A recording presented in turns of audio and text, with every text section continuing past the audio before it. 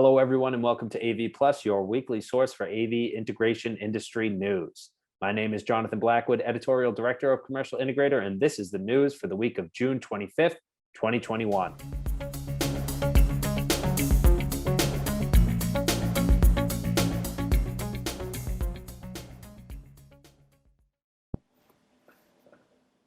Before we get started with this week's episode of AV Plus, a quick word from this week's sponsor, ViewSonic.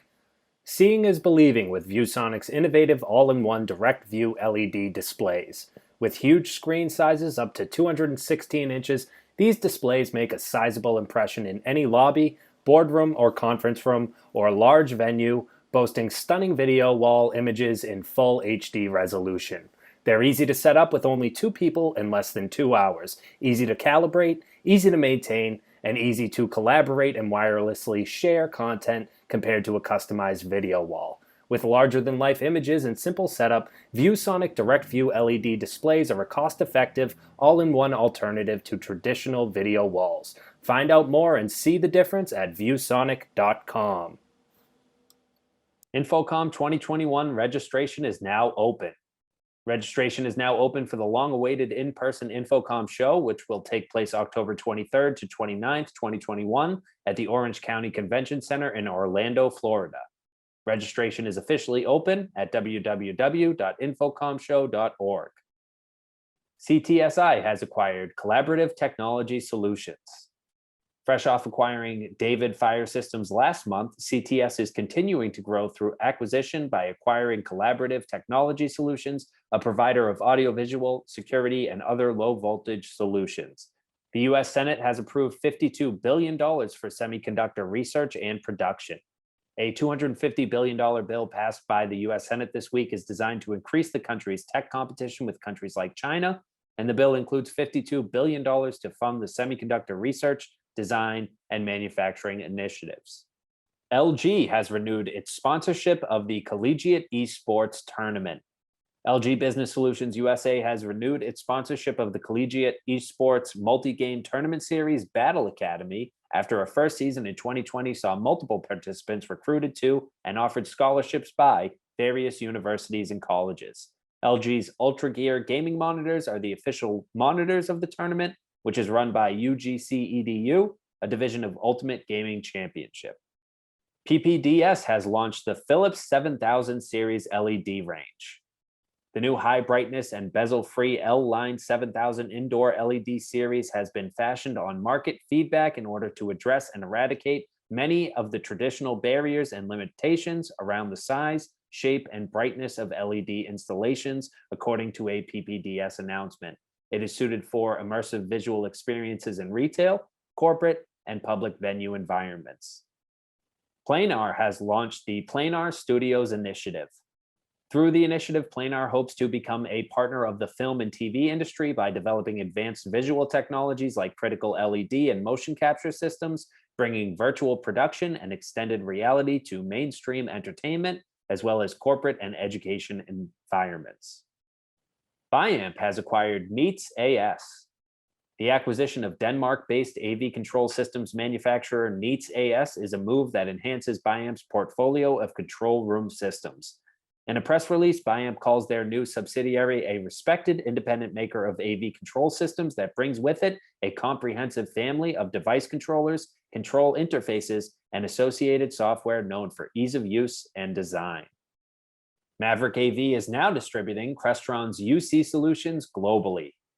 According to an announcement, the agreement is designed to meet the collaboration needs for any kind of business environment and is the only such global distribution partnership for Crestron. It will be available in 16 European territories, the US, and Canada. LG has released platform agnostic interactive displays for classrooms. The line is the LG TR3DJ series, and displays are available in 65, 75, and 86-inch models and feature IPS display panels for wide viewing angles, making it useful in classrooms still practicing social distancing. The displays also feature 4K and Ultra HD resolution, a 20-point multi-touch surface, and 2 stylus pens in differing colors and tip sizes that can be used simultaneously. Poly has partnered with Clipper to address video fatigue. At first, Poly will use the Clipper platform internally for recorded video assets, including global sales meetings. Then the platform will be brought to Poly customers to help them manage and extract important moments of recorded video content so that they can efficiently organize, search, interact, and share that content. Finally, the biotech sector has been gobbling up real estate lately, and that can be a great opportunity for AV integrators. For more, here's Commercial Integrator Editor Zach Como. Thanks, Jonathan. When the epidemic hit, many construction projects ground to a halt, and I'm sure a lot of your customers even scaled back their expansion plans, and they probably even reduced some of their office footprint. But one industry in particular was forced to invest in real estate to support the critical work, and that was the biotech sector. That sector was responsible for developing vaccines and treatments for COVID-19, and they got a massive infusion of capital from the US government and private investors alike. And that's likely to continue as we're still learning more about the virus. The sector was already gobbling up real estate before the pandemic, but the events of the last year and a half accelerated that trend, according to a new report from real estate giant JLL.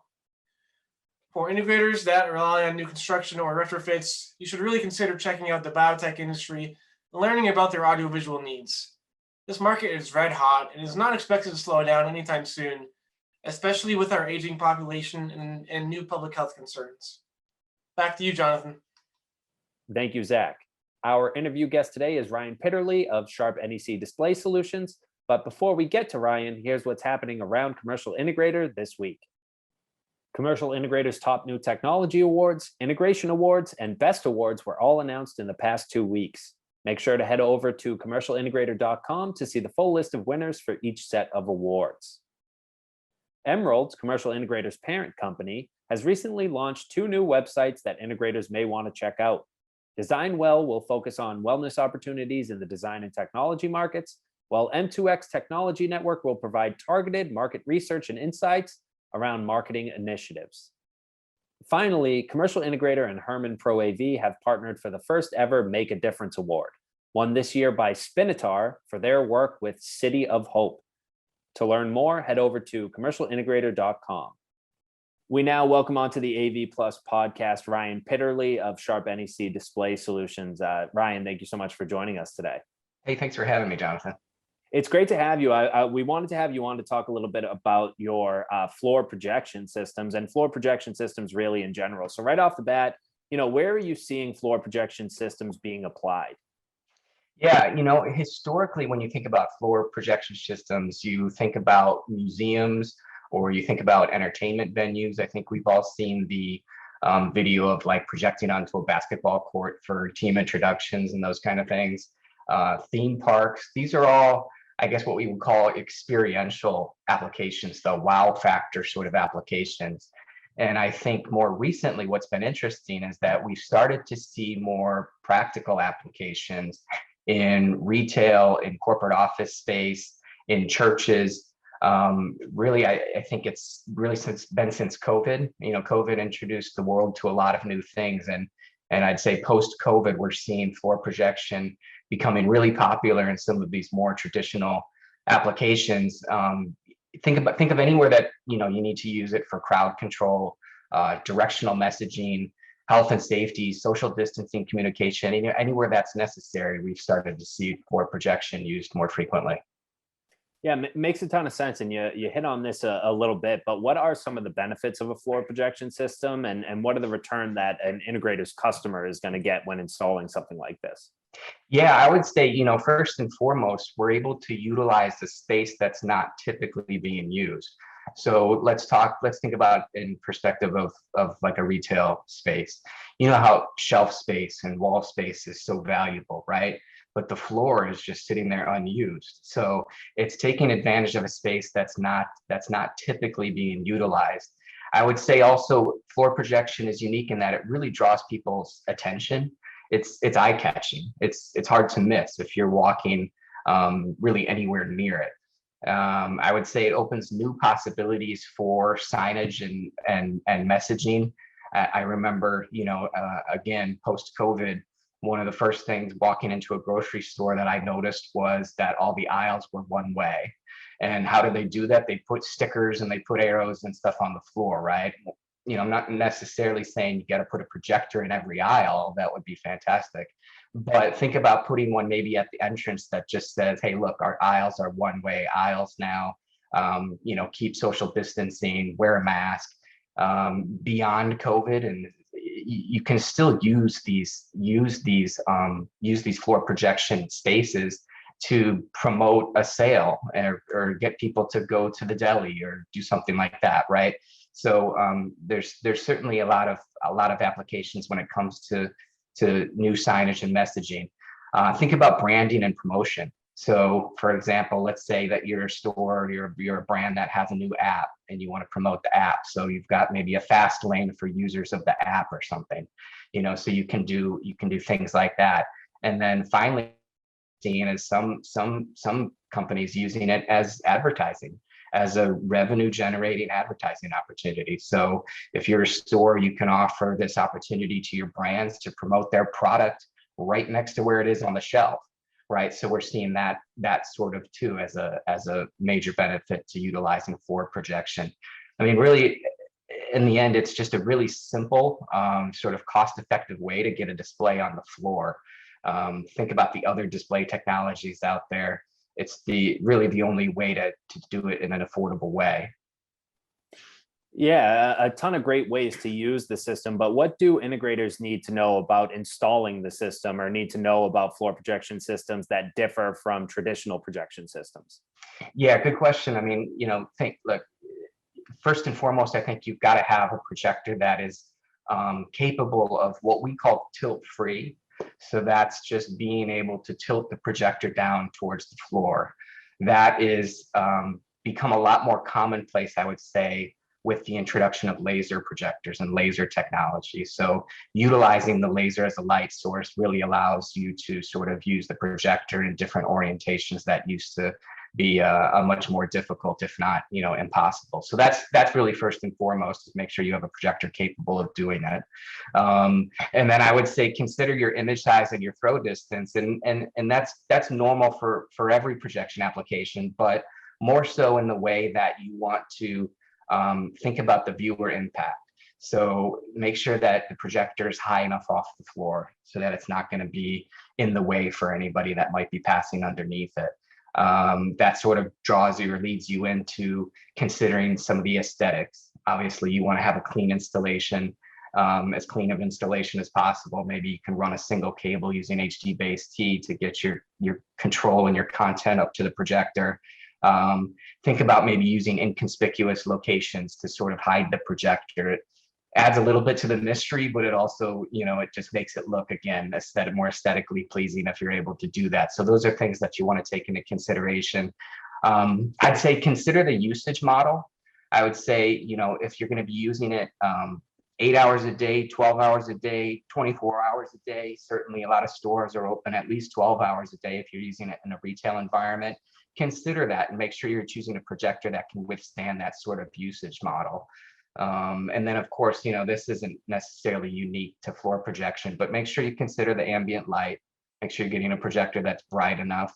If it's at all possible to utilize some of the eco mode settings or some of the constant brightness settings that we have available in most of the laser projectors, you can really sort of extend the life of that product and offer just a more consistent looking image over time. So consider all that. And then I would say finally consider the floor surface material and the color. Right, that's a unique challenge. You're not projecting onto a white screen that's designed to be projected on. A lot of times you're on a gray floor or concrete floor or whatever it might be, right? Consider what you're projecting onto, because there's usually a way to go into a projector's menu and adjust for some of those off colors or adjust for some of the glare that you might get. A lot of the projectors these days are able to accommodate fixing for those things. So consider the surface as well. Lastly, a lot of integrators might be watching this and thinking, a lot of this stuff can be done with traditional projection systems as well. And they might not see the benefit of looking towards any alternative projection or alternative digital signage system. So what would you say to those integrators that might be a bit stuck in their ways when it comes to traditional projection, traditional digital signage, about some of these alternative ways like floor projection, but other alternatives to what you typically see out there. Yeah, I mean, when you start to think about the non-traditional or non-typical projection applications, floor included, the possibilities just become endless, right? There are so many spaces that you can now use as a screen, if you will, right? So it just really opens up a whole lot of opportunities. There's again, there's just an abundance of unused projection surfaces in real estate when you start to think of using projection outside of your typical rectangular screen, right? So so consider that. Consider the fact that you can use, you know, projection for both experiential, we'll call it, right? The wow factor, the cool, you know, memorable, eye-catching sort of applications, but also practical applications. There really isn't a business I can think of that wouldn't benefit from, you know, from being able to put messaging at people's feet, being able to just really get in front of a customer, get in front of the general public. So there's certainly a lot of applications. I would say projection application or floor projection, at least at this point, is still sort of new. So it's at this point, it still draws people attention. People remember seeing it, you know, because it's still not all that commonplace. And so there's an opportunity to get in on it at the sort of at the entry level, at the entry point. And it's not that complicated, you know. So an integrator, I think, could easily handle for projection application for projection project, but it positions them sort of as being perceived as cutting edge or being a thought leader, being sort of again on the front edge of the technology, just by being able to do something different that not everybody else is doing. Yeah, very well said. If anyone that's watching right now wants to learn more about Sharp NEC, floor projection, and what you guys might be able to offer, how can they learn more about the company? Yeah, I'd say start at our website, visit sharpnecdisplays.us. You can certainly get all the speeds and feeds on our product and our projectors there, but you can also reach out and contact us there. Videos, resources, white papers, case studies are kind of sort of endless, and that's all available on our website. Great. Well, I encourage anyone listening to go and check that out, learn more about floor projection systems and a lot of the great things that Sharp NEC can provide. Ryan Pitterley of Sharp NEC Display Solutions, thanks for joining us here on AV Plus. Hey, it was my pleasure. Thanks for having me, Jonathan. That's it for this week's episode of AV Plus for the week of June 25th, 2021. A reminder to all listeners that the full stories we've detailed today can be found at commercialintegrator.com. Please remember to subscribe to AV Plus and get your weekly roundup of news in the AV industry. I'm Jonathan Blackwood, host of AV Plus. Thanks for listening.